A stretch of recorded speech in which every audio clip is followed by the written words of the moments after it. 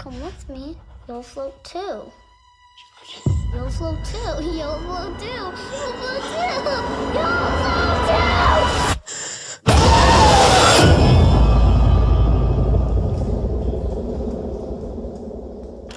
Hi guys, welcome to the show, and today we're going to talk about the movie It. The 2017 remake to the classic Stephen King novel is out in theaters right now, destroying records and absolutely just living up to the hype because it's a freaking amazing movie. Yeah, definitely. So much like our You Don't Hate, we're actually going to break this down into 5 different categories. Yes. Now this is going to be a spoiler review, so please, if you have not seen this movie, please turn us off. There you go. Okay. if you've not seen the movie, please turn us off and come back and watch it. Watch us when you watch the show. So you ain't seen it. $130-something million. Yeah. You've seen it already. So it's going to be broken down in 5 categories. The categories is the plot, the acting, the directing, the special effects, and the characters.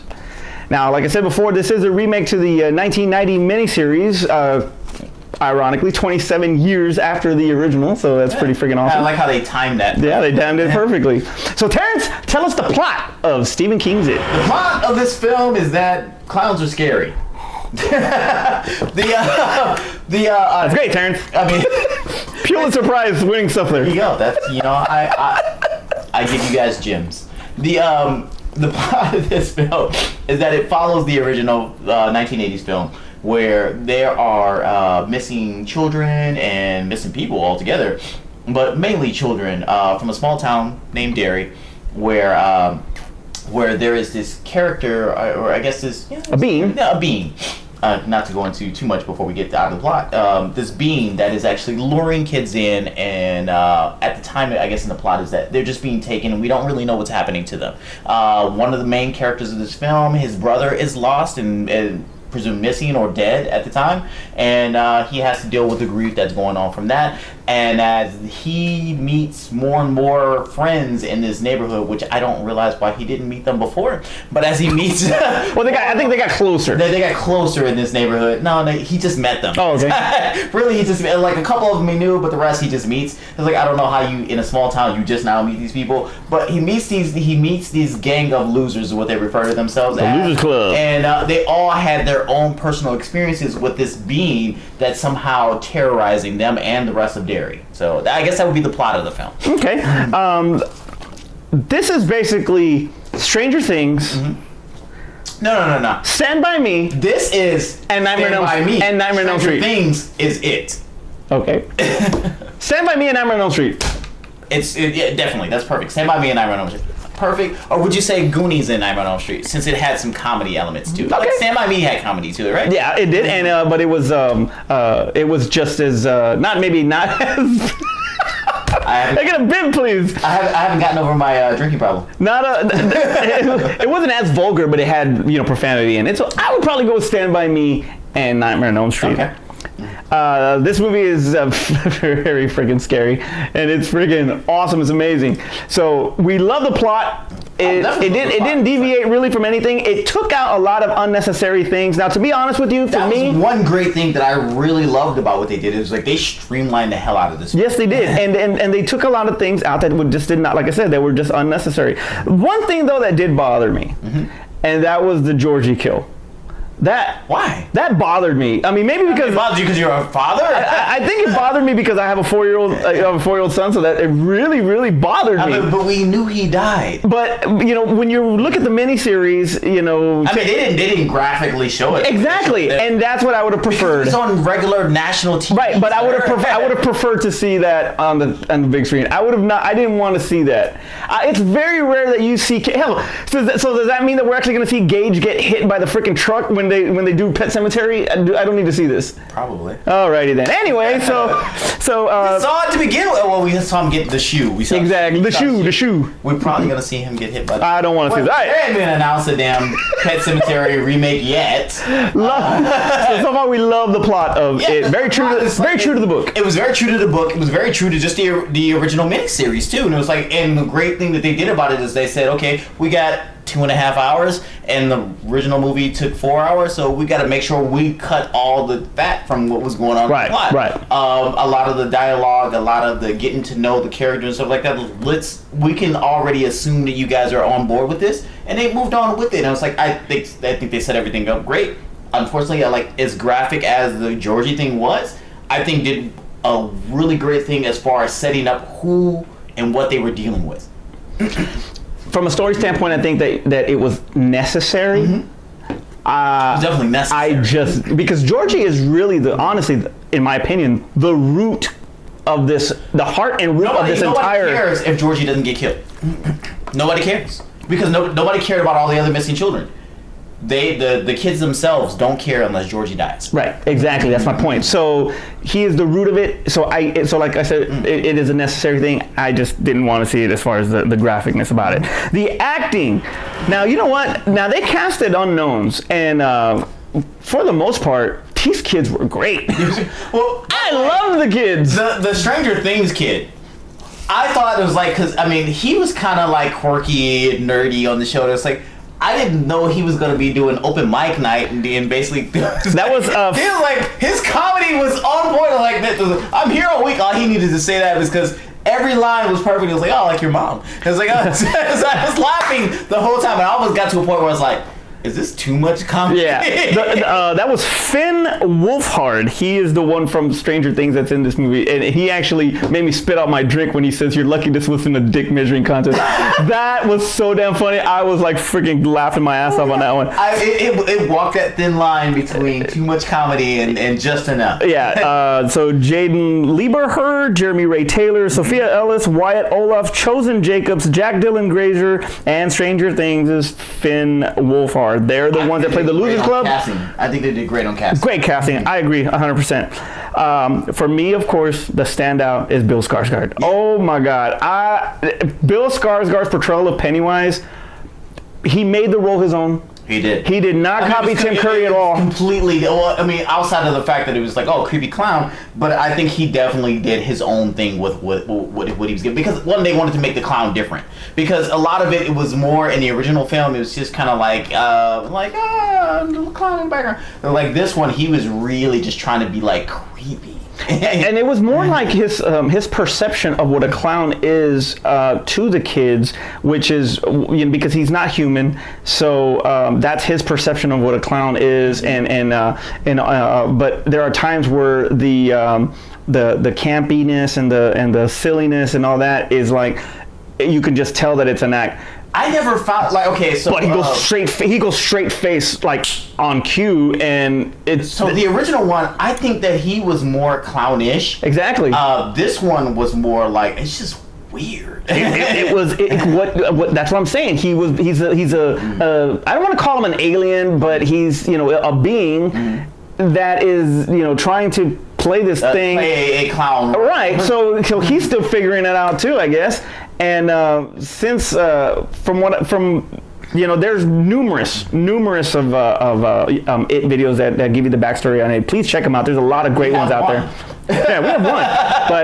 But that one is I heard one that it's salting the meat. The fear of the kids salts the meat. Yeah, it's like obviously we'll get further into that. Yeah. We get more into the film itself, but yeah, that was a definite point to the film where like why he does what he does, because it makes a difference to him as far as the kids that he actually consumes.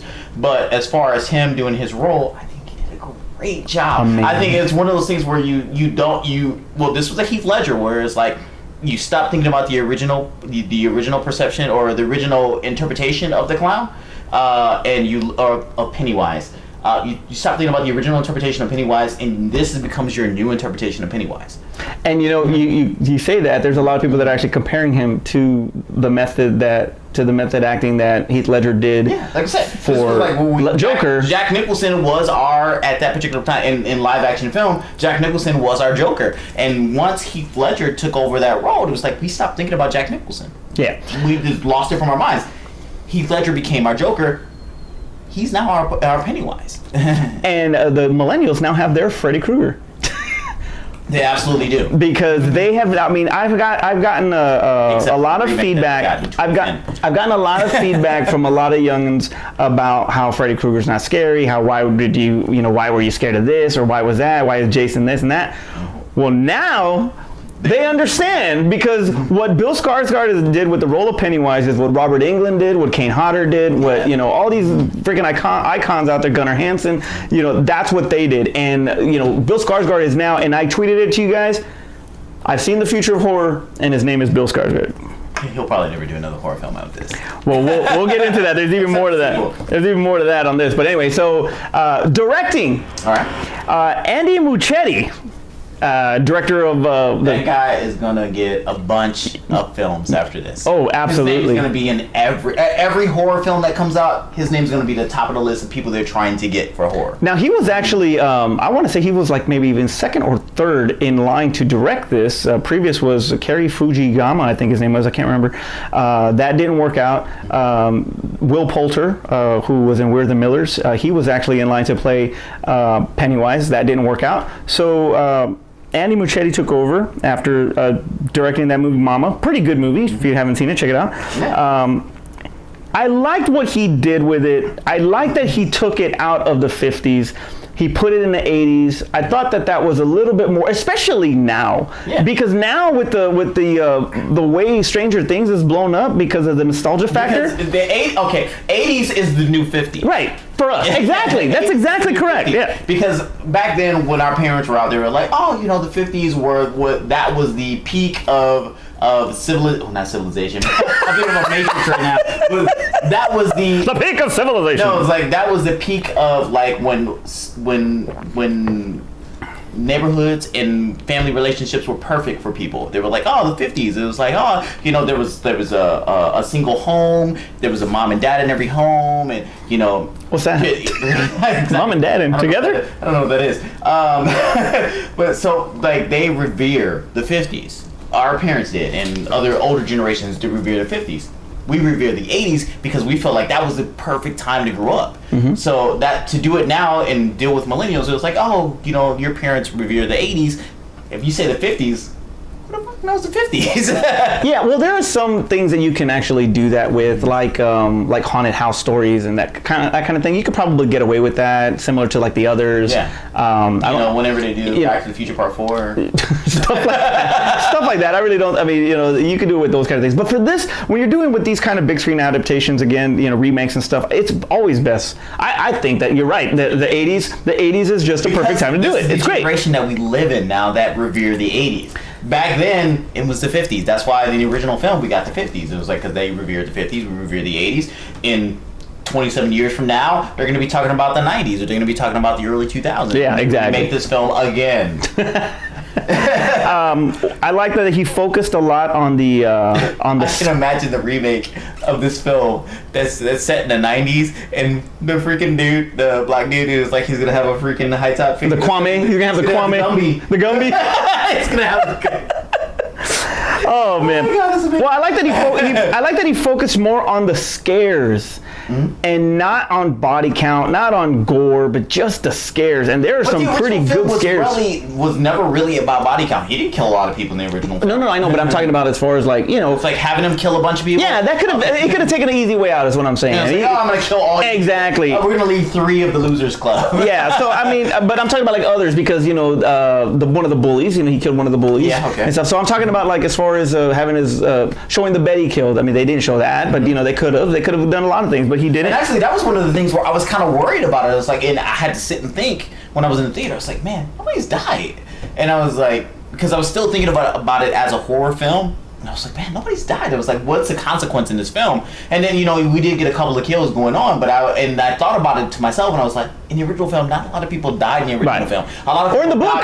A lot of people died before the film was set. Right. And then during the film, the kids were just dealing with him, and he was more along the lines of focus on the kids, that he wasn't really out attacking other people, or they just didn't show us. They didn't show us that in the actual miniseries. So I kind of got past that, but I was like, yeah, no, the body count was real low. Mm-hmm. So what did you like his directing? Did you? Yeah, no, I was totally on board with that. Like I said, streamlining what we get in the book and what we already got in the miniseries was needed for an actual motion picture. They had to do that for a motion picture. And the way that they did it, it still hit every beat from the book. I mean, they didn't get everything from the book, but they hit most of the beats from the book, and they got everything from the actual TV miniseries. Yeah. That's all they had to do. I was happy with that. And I thought it was also good that he took out the sex scene, because that would have been very controversial. What sex scene? I don't remember sex scene. In the book, Beverly has sex with all of them. Oh. What? Yeah, she has sex with all of them to keep them united. Ain't none united like, forget it. Anyway, so. Wow. Wow. Yeah. So I'm glad that he kept that scene out. I don't think that in this day and time, I don't think it'd be appropriate. It would not be a good. Yeah, exactly. I don't think it'd be a good idea. So having sex, yeah. No. So yeah, no. So great job, Andy. You did freaking awesome. We have children. Yet you fight me on the Georgie kill. Because it's shut up. Anyway, all right. So next is the special effects. Violence is okay. Sex is bad. Special effects of this movie. Well, you know what? I liked special effects. I liked the special effects, but there were some times where I thought it was too cartoony. It did take you out, like even though in one of the best scares of the film, still took me out. Okay, which one? Was the projector scene. No, that was great, actually. It was so like when he was like walking around like on the floor. Okay, that part was cartoony. That's where it became cartoony for me. But the flipping of that was awesome. That was very Kruger. That was fine. I was like, very Krugerish. It was like because that wasn't CGI. All they did was put up a bunch of stills. They Mummy returned it. It was the best scare of the film, but it was like because you didn't expect it. They kept showing you that scene in the trailers. And it was like, oh, you see, and it made me jump, actually. And then when it actually happened, it was like, boom, boom, boom, boom, and I was like, holy crap! It was like he's out of the film, the best scare of the film, but it was also the most cartoony shit. I thought that was cartoony. I thought the dancing at the end, when he was dancing behind the fire, it was very creepy. But it reminded me a lot of Beetlejuice. It gave me a Beetlejuice vibe, which is funny because the poster of Beetlejuice is actually in the beginning in Bill's room. But it reminded me a lot of Beetlejuice in that part at the end when he's dancing and he's doing all that. Yeah, when he's all like, the dancing club. Yeah. So what did you think about what the picture looks like? I felt like it was like, oh, what are they Conjuring doing this? So it was setting up other characters so they could spin them off themselves. Yeah. But it was like, so they did the whole thing with the picture. They conjured it. No, you're absolutely right. That was Valak. Like, it was like I was like they're setting up another character they could spin off, and I was like, so they did that, and it was like, even though it was how do you say it? It's that was Tim Burton. That was very Tim Burton. Very Tim Burton, but it was what's the word I'm looking for? It was stylized. It was very stylized in how the picture was drawn, but in real life it came out kind of weird. It came off very Nightmare Before Christmas. Yeah, so that was one of the things that kind of pulled me out. Even though I felt it was really creepy seeing it on screen, it was like it did come off a little. It's like it's so CGI in the awkwardness of the character itself.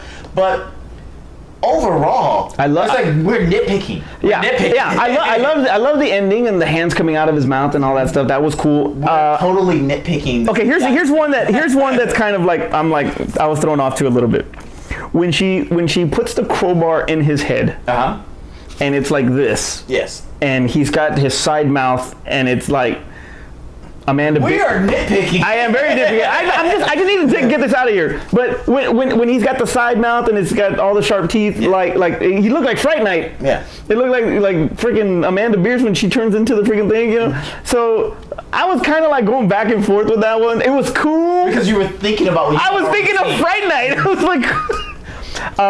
Look, we're nitpicking this. I like all the things I said. I was like little things that kind of took me out of the film. Wasn't enough to. Yeah, it was not even close. But it was just there were certain things that they just reminded me of other movies. A perfect movie. So if we look at the CGI, it's like it could have been a little bit better, but they had a $35 million budget. Who cares? They didn't have Marvel money. They didn't have like de-age money. Yeah, like buy stolen equipment in the alley. Like what was the original? What was a night court judge? What was his name? Judge what's his Harry.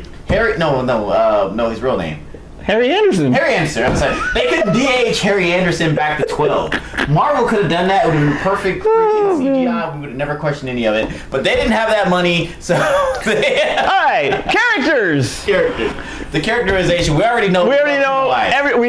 All the kids were all of the child characters were great. Richie's the standout for me because he was the loudmouth. He was the one that had the best lines. Right. So so a couple of things that because me and my kids actually watched it a month prior before this film came out. So a lot of things they talked about, and my kids had brought it up before I even brought it up, but it was like, okay, so they gave a little bit more backstory to a lot of the children that they didn't do in the original miniseries. Mm-hmm. So like Black Kid was like, you got to know him once they met him, but they never told you who he was before they met him. And this one they gave you was like, oh, he had a crappy life, he had to kill sheep, and then but I still felt like they failed on the Jewish kid. It was like in the original miniseries, they basically kind of glossed over him. Wasn't he the one that died in the bath scene, like cut his wrist? Stan? Yeah, it's like they really glossed over him in the original miniseries. This, they gave you a little more, but they still kind of glossed over him. Do you think maybe because that's how Stephen King wrote it? Maybe that's how he wrote it. Maybe, but other than that, I thought that all of the characters were great. But everybody else got a lot of screen. You got to know who they were. Yeah, the Pennywise character period is just the top, man. So just the top for me. Them focusing more on the bullies than more than them really like. Okay, so like when we take the kid with the because I don't remember names really well. The kid who with the placebos and they didn't even focus on the inhaler. Eddie. Yeah. Yeah. That was I was kind of bummed by that. It was like they didn't focus on the inhaler. But do you like how they gave you more of his mom? I liked it in a sense where they actually show that, because you mentioned earlier that nobody really cared about the kids missing in that. She did, but she did it like overly. It was like like, you ain't going freaking nowhere. You staying right here. Stay home. Yeah. So how about this, lady? Move. Move. Go away from Derry. How about that? We're gonna live in this dangerous town. Exactly. So, I didn't mind it. Gave you a little bit of an idea, like you said, to expand the backstory and expand what, why he was the way he was. Was he really a hypochondriac, or was it all mental because the mom was making him feel that way? But I mean, like, where they transferred like the actual the drugstore guy telling him, it's like, hey, these are, you're not really sick, and then that wasn't him. That was the daughter. Yeah, no, they transferred it over to the bully. They didn't do that in the original miniseries. It was the actual prescription guy, and he was like, oh, hey, just fake. That deal is like, so they transferred it over to the bullies, so they put a big focus on the bullies in this movie. I can only think of the motive. They gave the daughter as a bully just to have Beverly have something. Was it Beverly? Was it? Yeah, Beverly. Oh, yeah. To give her a bully. I think it was just kind of like what made them losers. Not what made them losers, but what the bullies represented as far as how what goes on into their lives that make them so freaking low, and what brings them together in the first place. Because in a lot of ways, the bullies are the ones that kind of put them together. They're the ones that make the losers club. Right. So, couple that with what's going on with Pennywise and all that, but the bullies do play a big part in that. And Henry's part, the main bully. Maybe emphasizing a lot of attention to him. Maybe it's because he's going to have a bigger role. Now, I know he fell down the well, but maybe he's going to have a bigger role in the second one. You made me think about a different point here. So it's like, okay, so you get to say, okay, Henry was kind of a jerk. He was kind of taking it too far, stuff like that, cut. And it's like, because his dad was a jerk. And it was like, he was like, yeah, was his dad a jerk? No, his dad really wasn't a jerk. His dad was just basically just like raising him. Yeah, basically. And he was raising him. I would be a jerk to everybody else because my dad's hard on me. Because I have a son. And so the best line though, when he told him, you see what fear does to a paper man. Just freaking awesome line. I love it. It's like he felt like he couldn't stand up to his dad, so he had to go and take his aggressions out on other children or other kids he felt he had power over. So totally get that. So with that being said, he was influenced later on by Pennywise. Well, he was. I think he was vulnerable. Yeah, because he didn't have any power. And then they were standing up to him, so he lost the power that he even had over them. During the rock fight. Yeah, exactly. So, he's been influenced by Pennywise. Mm-hmm. She's still a jerk. The girl? The girl! Yeah, she's still a jerk. She's still a jerk, yeah. Overall, the characters, all of them hit. They all played it well. They were all great. Everything they were supposed to do. In my notes I put, it's ironic that this was made by New Line because New Line is a house that Freddie built. Right. I just wanted to say that in All right, so here's some fun facts about it. First of all, it was really probably about 6 actors that were in line to play Pennywise. Bill Skarsgård was one of them, but the top 2 was Skarsgård and Hugo Weaving from Matrix fame. Hugo Weaving doing a bunch of so that's the whole thing. It was like I think they jumped on the Hugo. It's like, oh, he did Vendetta, he did Megatron. He's now known for like Red Skull. Yeah, it's like, come on, man. It's like, just give us somebody else. I would have not been on board for Hugo Weaving. If Hugo Weaving would have been Pennywise, from what I read, his creepy side of Pennywise was perfection. It's the silliness and all of that that Pennywise he could not do. Okay. So I think that Mr. and I'm sorry. Mr. Eddie. Something like that. Bill Skarsgård was able to contort his eyes to face the opposite direction. I was wondering if they CGI. They did not CGI. That was him doing that for real. That was so creepy. I was like, it was creepy. Eyes off? Yeah, it was creepy and awesome at the same time. But and I so thought that it's like they CGI'd his eye off to a different direction. I was like, but it's weird. It's so weird. Yeah, he could do it like on point. I swear, man. Sometimes, especially in the beginning, where his face just goes dead, and he's like the Georgie scene. That was that's what I'm talking about. You got to get a lot of the creepiness in the Georgie scene. Yeah, you know what? It comes to West Side San Antonio. Man comes up, clown comes up and thing. That meat up that shit. Black neighborhood. What up? You know it. Get the fuck. Yeah. There would have never been no Pennywise. Are you sure? Are you sure? I mean, because if you think about it, if you go in the hood, it was like Pennywise wouldn't have lasted shit in the hood. Well, depending on what side. Depending on what side that nigga. I mean, if you think about it, hood, like how many times like you've never seen a clown on the south side? No, I've never seen a clown on the south side. I've never seen a clown on the south side. Well, McDonald's. Oh, there you go. If he had some golden arches next to him, motherfuckers are gonna lining up. He also McDonald's. he also hired a contortionist coach to show him, I guess, in that refrigerator scene where he's all like, he was actually in there. Wow. So he give him much credit. Yeah. There's a rumor also. Do another horror film after this franchise is over. There's a rumor out there that says that he would not come back as Pennywise because it was really affecting him in his real life. Why?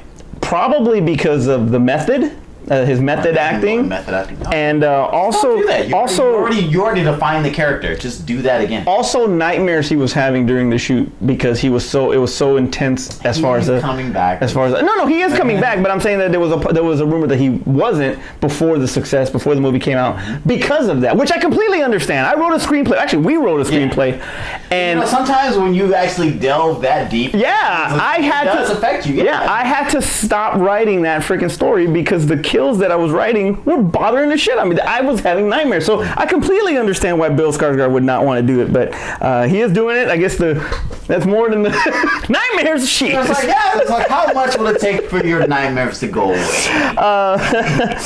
The budget for this movie was $35 million. It grossed $123 million in the U.S., 66 overseas. I swear they're gonna come out with prequels, and I want to say they're gonna come out with prequels, but we already saw Dark Tower and how that didn't.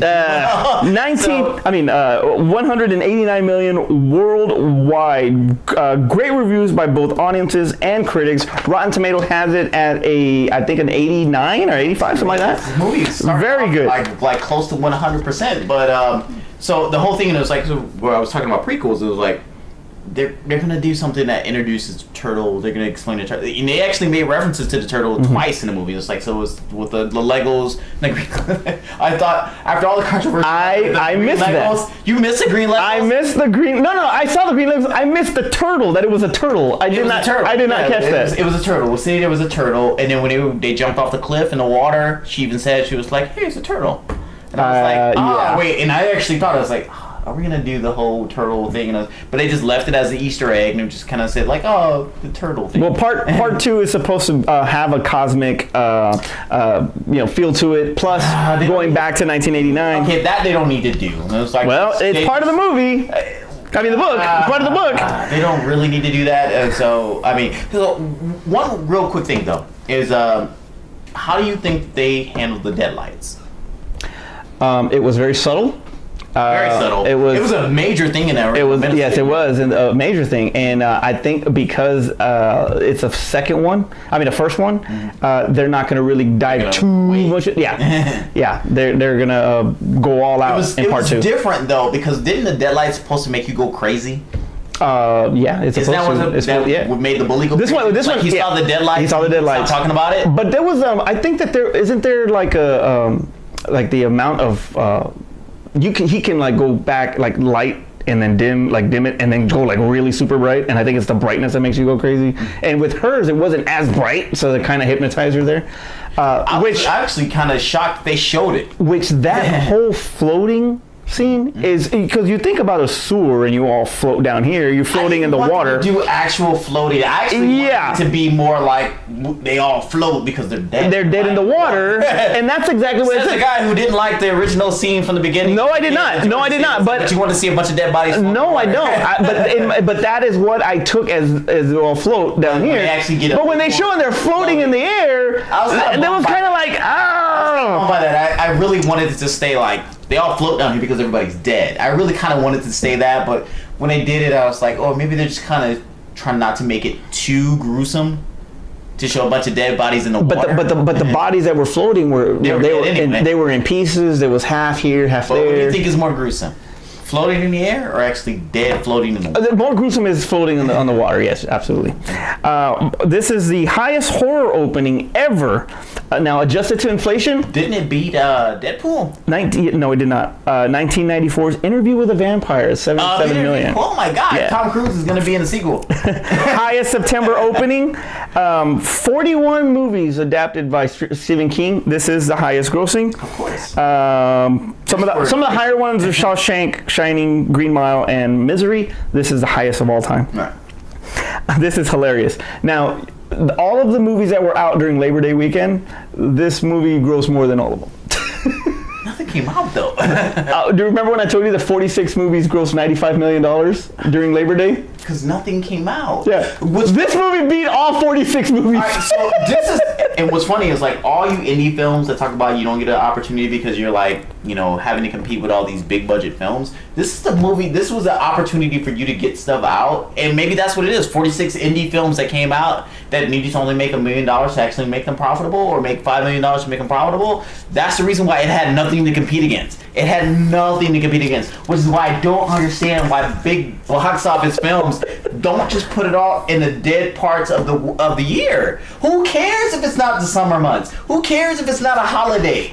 Dude, people will go out and see it even if they gotta work. So the Interview with the Vampire it beat Interview with the Vampire when you're adjusting inflation, that's as the highest horror opening. But as far as grosses is concerned, it is still on the trail of The Exorcist, which to this day is $1 billion. Really? Yes. So The Exorcist is still king, but are we talking about as a franchise? The Exorcist is $1 billion. Just the movie, just Linda Blair's. You grossed it up. Yeah. Okay. Yeah. So now, one of the things that was interesting about this that I saw was the marketing. Now we've seen marketing successes before, especially with Deadpool, because Ryan Reynolds went all in. And when you're looking at Skarsgård and how he approached the whole Pennywise character, and they were doing the subtle pictures and just a red balloon, bottom of his face, him behind the balloon, all of that stuff, it just creates that curiosity. It creates that anticipation. Don't give it all away. Yeah, and that's exactly what they did. And I think a lot of the reason why it was so much of a success is because of that level of marketing that was not as, let's go all out, $100 million here. They didn't. They didn't have to. Well, by the way, if you start with a low budget, even if a lot of people don't see the film, you already become look. That's New Line's formula. Yeah, start with a low budget, do something that's interesting. Who cares if a bunch of people come and see it? If enough people see it just to make it profitable, we can do more. We don't have to cast a bunch of big name people. We don't have to get a big name director. Get somebody who's capable, who has a vision that we have. Go ahead and get it out. Spend $35 million. By the way, they spend $35 million now. New Line would have spent $35 million back in the 80s. And it was like they still spend $35 million now, so that way when they get 123 million, 189 worldwide. Yeah, so 189 worldwide, so that they can be like, hell yeah, we're gonna do a sequel. Back then, $35 million on a budget, they would have made 50, 60 million, or they would have made like what did Freddy do? Like Which one? Anyone, the biggest one. The biggest one was Nightmare on Elm Street Part 4, that did like over $100 million. Exactly. See, something like made that money back something then. like that. So having a low budget, having unknown actors, just get people capable, people who like can read the lines well. Might have been 80. Exactly. Whatever. So, but the point is that don't blow it out just spending money to freaking spend money just because you want to go ahead and try to make it pretty and fancy. I think you're right. I mean, if they try too hard, you think when you stink. If you try too hard, then yeah, it's going to backfire on you. Unless we're doing Marvel movies and we're trying to de-age everybody. Again with the de-aging. What is he? Forget it. That's what I call it. All right, anyway. De-aging. Freaking... Oh, man. So let us know what you think. Did you like the It movie? Did you think that there were some things that could have been done better? I think that it was overall, I think that it's absolutely... great adaptation. It gives you just the right amount of scares. It gives you just the right amount of drama and comedy, and separates it, but like, you know, just gives it to you here and there, and this collectively it's just a great freaking movie. No, it's a great film. It's one of those films where you can say, wow, as a remake, I enjoy that film. Absolutely. A lot of people don't like remakes. This one's a great one where you can say, like, I can't wait to watch a remake. I can't wait. In time, when they do the second one, if they do the second one well, we may actually stop watching the original. And we have a new classic on our hands. Yeah. All right. Well, Terrence, take us home. All right. If you guys enjoy the film as much as we do, make sure you put it down in the comments below. Tell us all the things that you saw, the things that we missed in this review, or anything else that you can come up off the top of your head, or any other insight that you know from movies going forward, or all the backstory, if they're going to do a trilogy, and how it's going to work. And if you know something, put it in the comments below so we can talk about it next week. But make sure you subscribe so that way you know about all the other stuff that we do on the channel as well. For Aspen and Art, wherever they're at, I'm Manny. I'm Terrence. And we'll see you next time. 3, 2, 1. What the fucking idea? How do we start our reviews? We don't do reviews anymore. We just do rants. Well, this isn't a goods rant. This is actual reviews. We stopped doing reviews. No, you stopped doing reviews.